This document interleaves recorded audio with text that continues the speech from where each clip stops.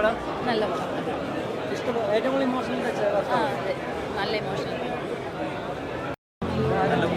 അടിപൊളി. ആർക്കാണ് അവാർഡ് പ്രതീക്ഷിക്കുന്നത്? എന്തായാലും അതിൻ്റെ ഡയറക്ഷൻ സൂപ്പറാണ്, ഒന്നും പറയാനില്ല. നന്നായിരുന്നു. ഉർവശി ചേച്ചിയുടെ അഭിനയം, പാർവതിയുടെ അടിപൊളിയായിരുന്നു.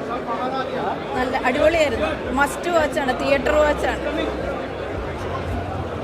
ഈ പടം കാണാൻ മെയിൻ റീസൺ ഉർവശിയാണ്. ഉർവശിയുടെ ആക്ടിങ് രക്ഷയില്ല. പാർവതി കൂടെ കൂടുമ്പോൾ ഉണ്ടല്ലോ, ഒന്നും പറയാനില്ല. ഒരു ചങ്കി തട്ടിയ ഫീലോടെയാണ് പടം കണ്ട് ഇറങ്ങി വരുന്നത്. സൂപ്പറാണ്. ഡ്രസ്സൊക്കെ സൂപ്പറാണെന്നും പറയാനില്ല. Thank you. Anybody else has some questions? ഡയറക്ഷനെ പറ്റിയിട്ട് What is happening to you?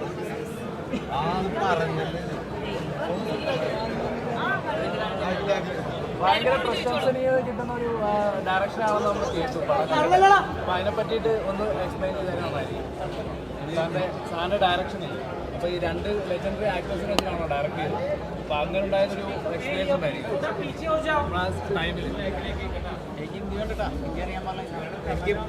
എന്താണ് ഒരു ഭാഗ്യമായിട്ട് കരുതുന്നത്. ഫസ്റ്റ് ഫിലിമിൽ തന്നെ ചേച്ചിയുടെ കൂടെ കിട്ടിയെന്നുള്ളൊരു ഒരു ഡയറക്ടറിനെ എനിക്ക് തോന്നുന്നു എത്രാമത്തെ സിനിമ ചെയ്യുമ്പോഴും ഇതൊരു ഡ്രീം കാസ്റ്റ് തന്നെയായിരിക്കും. അപ്പോൾ ആസ് എ ഡയറക്ടർ എൻ്റെ ജോലി വളരെ എളുപ്പമാണ്, അല്ലെങ്കിൽ സിമ്പിളാണ്. വളരെ കുറച്ച് ഡയറക്ഷൻ്റെ ആവശ്യമുള്ളൂ. പിന്നെ നിങ്ങൾ സ്ക്രീനിൽ കണ്ടു എന്താണ് സംഭവിച്ചത്. ജനങ്ങളുടെ ഒരു അഭിപ്രായം കാണുമ്പോൾ എന്ത് തോന്നുന്നു? എല്ലാവരും ഭയങ്കര റെസ്പോൺസാണ് പറയുന്നത്. ഭയങ്കര സന്തോഷം, ഭയങ്കര സന്തോഷം. All the best. Thank you so much. Thanks everyone. Thank you.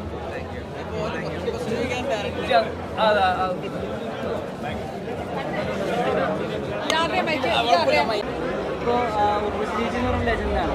Urvashi ചേച്ചിനെ ഈ കഥ പറഞ്ഞ് കൺവിൻസ് ചെയ്യാൻ എന്തെങ്കിലും ബുദ്ധിമുട്ടുണ്ടായിരുന്നു? ഇല്ല, ഇന്ത്യൻസ് ആയതുകൊണ്ട് ചെയ്യാൻ ഒരു ഇടയ്ക്ക് ചെറിയ ബുദ്ധിമുട്ട് ഉണ്ടായിരുന്നു. അതല്ലാതെ വേറെ പല കാരണങ്ങളാണ് പ്രോജക്റ്റ് നീണ്ടുപോയത്. പക്ഷേ എനിക്കൊന്നും എല്ലാം അതിൻ്റെ കറക്റ്റ് സമയത്താണ് സംഭവിച്ചത്. അപ്പം അതെടുത്ത സമയം നന്നായെന്ന് ഇപ്പോൾ തോന്നുന്നു. ചേച്ചി പറയാനുണ്ടായിരുന്നു? ചേച്ചി പടമല്ലേ, ഞാനും ഉണ്ടായിരുന്നു.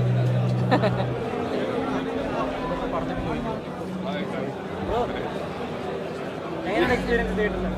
അത് ഇപ്പം ഞാൻ രണ്ടാമത്തെ തവണയാണ് കാണുന്നത്. രണ്ടാമത്തെ തവണ അതെ, പ്രഷറോടൊപ്പം ആദ്യമായിട്ടാണ്. ഭയങ്കര ഇമ്പാക്റ്റാണ്. ഒരു എന്നോട് കഴിഞ്ഞ തവണ കണ്ടിട്ട് പലരും പറഞ്ഞ് സിനിമ കണ്ടിട്ട് വീട്ടിൽ പോയിട്ടാണ് പിന്നെയാണ് ഇതിനെക്കുറിച്ച് ആലോചിക്കുന്നത്, എന്താണ് അങ്ങനെ സംഭവിച്ചത് ഇങ്ങനെ സംഭവിച്ചതെന്നുള്ളൊരു സാധനങ്ങളും.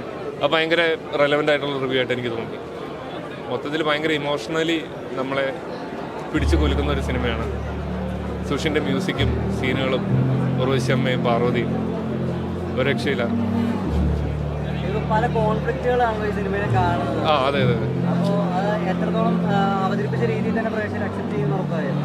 ഉറപ്പാണ്. കാരണം പുറമേ നോക്കുമ്പോൾ പെട്ടെന്ന് ട്രാജഡി സ്റ്റോറിയാന്ന് തോന്നുന്നു. ട്രാജഡി അല്ലത്, അതിനപ്പുറത്തേക്ക് പിന്നെ എന്താണ് ഹോപ്പ് എന്നുള്ളതാണ് ഈ സിനിമ ശരിക്കും പറയുന്നത്.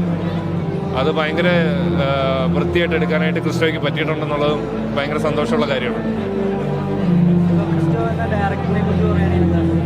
ക്രിസ്റ്റോ ഭയങ്കര പ്രിസിഷൻ്റെ ആളാണ്. എക്സാക്റ്റ് ആയിട്ട് പുള്ളിക്ക് എന്താണ് വേണ്ടത് അത് കിട്ടുന്നവരെ പുള്ളി ചെയ്യിച്ച് ഇങ്ങനെ എടുക്കുന്ന ഒരു പ്രത്യേക അതിൻ്റെ ആ റിസൾട്ടും പെർഫെക്ഷനും നമുക്ക് സിനിമയിൽ കാണാൻ പറ്റും. Thank you. എല്ലാവരും ഫാമിലിയായിട്ട് പടം കാണുക.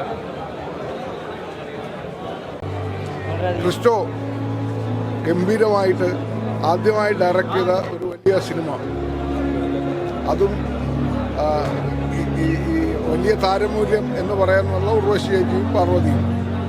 പക്ഷേ ഇതിനകത്ത് പെർഫോം ചെയ്ത ആക്ടേഴ്സ് എല്ലാവരും, എൻ്റെ ഭാര്യയായിട്ട് അഭിനയിച്ച ആളെ ഞാൻ ഇപ്പോഴാണ് കാണുന്നത്. ഒരു ബാക്കിലിരുന്നപ്പോൾ അത്ര വയസ്സായ ഒരു ആളല്ല ഇപ്പോൾ എൻ്റെ മുന്നിൽ ബാക്കിലിരുന്നത്.